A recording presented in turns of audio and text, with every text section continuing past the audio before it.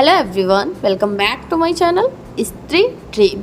आज मैं सुबह नहीं उठ पाई थी और सुबह नहीं उठने के पीछे रीज़न ये है कि कल रात में जब मैं वॉइस ओवर कर रही थी, मेरी जो पार्टनर है उसके किसी रिलेटिव का ऑपरेशन हुआ है यहाँ पर जौनपुर में। तो वो खाना लेकर देने के लिए गई थी और उसने बोला था कि थोड़ी देर में आ जाएगी, और उसका मैं रात के 12 बजे तक वेट कर रही थी। वो नहीं आई, उसने फ़ोन भी नहीं किया और मैंने एक बार लगाया तो फ़ोन लगा भी नहीं।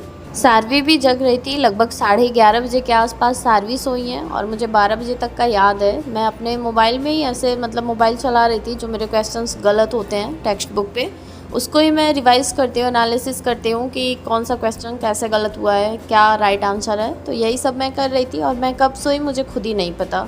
और मेरी पार्टनर रात को आई नहीं और 2 बजे के आसपास फिर लाइट कट गई, और लाइट कट जाने के बाद समथिंग 1.5 घंटे के बाद लाइट आई है। और जो गर्मी थी ना कि पूछिए मत। मैं जो हाथ वाला पंखा होता है, हमारे यहाँ उसे बेना बोलते हैं, तो सारवी को मैं हवा कर रही थी। और उसके बाद लाइट आती है 3:30 बजे के आसपास, और उसके बाद फिर मैं सोती हूँ और लगभग 4:30 बजे के आसपास फिर मेरी पार्टनर आती है और वो डोर नॉक करती है। मैं इतनी नींद में थी कि मुझे कुछ पता ही नहीं चला। फिर उसने बहुत तेज़ से नॉक किया, 3-4 बार कॉल भी किया था।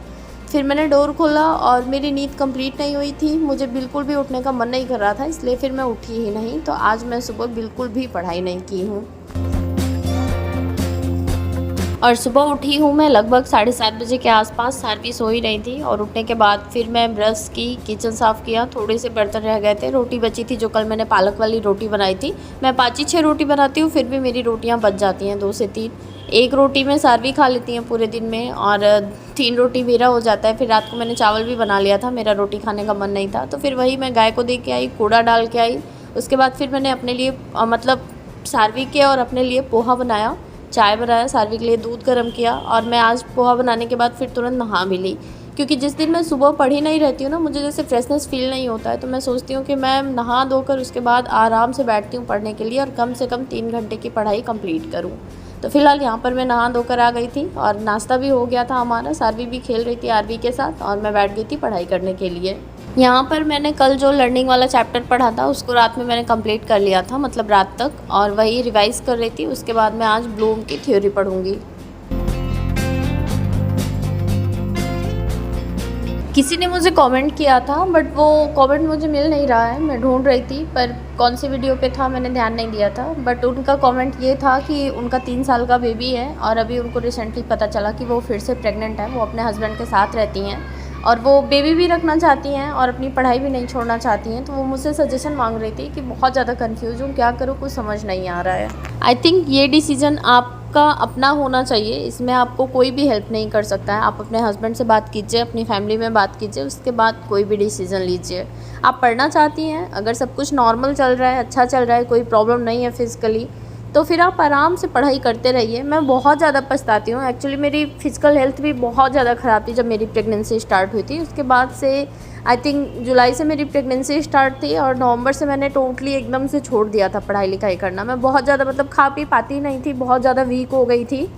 और मेरे भाई की भी शादी थी नवंबर में, तो बहुत सारी चीज़ें थी। फिर मैंने सोचा था ना कि अब ये सारा कुछ हो जाएगा, उसके बाद मैं अपनी पढ़ाई फिर से रीस्टार्ट करूँगी। बट अब मैं बहुत ज़्यादा पछताती हूँ। अगर थोड़ा थोड़ा करके अगर मैंने कंटिन्यू किया होता तो शायद आज सिचुएशन कुछ और होती। ऐसा तो नहीं है कि हमारी प्रेगनेंसी चल रही होती है तो अगर हमारे पास बेबी है, हम बेबी नहीं संभालेंगे, घर के काम नहीं करेंगे या फिर झाड़ू पोछा नहीं करेंगे, बर्तन नहीं करेंगे। इवन जब प्रेगनेंसी वाला टाइम होता है ना, तो घर वाले हमसे एक्स्ट्रा काम कराना चाहते हैं ताकि ये बोल बोल कर कि हमारी नॉर्मल डिलीवरी हो जाए। तो सब कुछ करना पड़ता है, तो कहाँ से पढ़ाई छोड़ दिया। वैसी हालत में ऐसा मुझे नहीं लगता कि 1-2 लोग होंगे, कुछ % लोग ऐसे होंगे जिनको नहीं करना पड़ता होगा। बाकी मुझे लगता है 100 से 99% लोगों के साथ ये चीज़ें होती होंगी कि नॉर्मल डिलीवरी हो जाए, इसलिए ज़्यादा से ज़्यादा काम कराया जाता है। और उस टाइम पर ना हम यही सब चीज़ें लेकर कुढ़ते रहते हैं, चिढ़ते रहते हैं कि हमें एक्स्ट्रा केयर नहीं मिल रही है, हमारे साथ ऐसा हो रहा है, वैसा हो रहा है। इन सब चीज़ों में दिमाग लगा कर ना हमारा जो प्रीसियस टाइम होता है ना, उसे हम ख़राब कर देते हैं। और सच में मैं अपनी लाइफ में ना ऐसे बहुत सारे डिसीजन ली हूँ जिसके लिए मैं बाद में बहुत ज़्यादा पछताती हूँ। और मुझे ऐसा लगता है ना कि उस टाइम अगर मैंने कंटिन्यू किया होता तो मेरे बीएड में और अच्छे मार्क्स आए होते। मैंने बीएड में उस टाइम पढ़ा ही नहीं था। जब मेरी डिलीवरी हो गई थी उसके बाद 1-2 महीने तक तो बिल्कुल भी नहीं पढ़ा था, जुलाई तक तो बिल्कुल ही नहीं पढ़ा था। जब मेरी डिलीवरी हुई थी उसके बाद फिर मुझे टाइफाइड हो गया था, और मतलब ऐसे ऐसे मुझे याद करूँगी तो बहुत सारी चीज़ें थी मेरे साथ, बहुत सारी प्रॉब्लम्स थी। मम्मी मतलब मेरी सासू माँ मायके चली गई थी, उनके घर पर शादी थी, तो मैं अकेले इनको देखती थी। मैं बहुत ज़्यादा फ्रस्ट्रेट होती थी उस टाइम।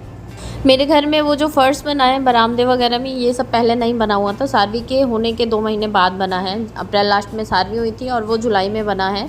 और अगस्त में, जुलाई में जब वो फ़र्श बन रहा था ना, उसी टाइम मैं सारवी की प्रॉपर केयर नहीं कर पाई थी। घर में बहुत सारा काम फैला था और वो जो बना रहे थे मज़दूर लगे हुए थे, उन लोगों का बहुत काम करना होता था।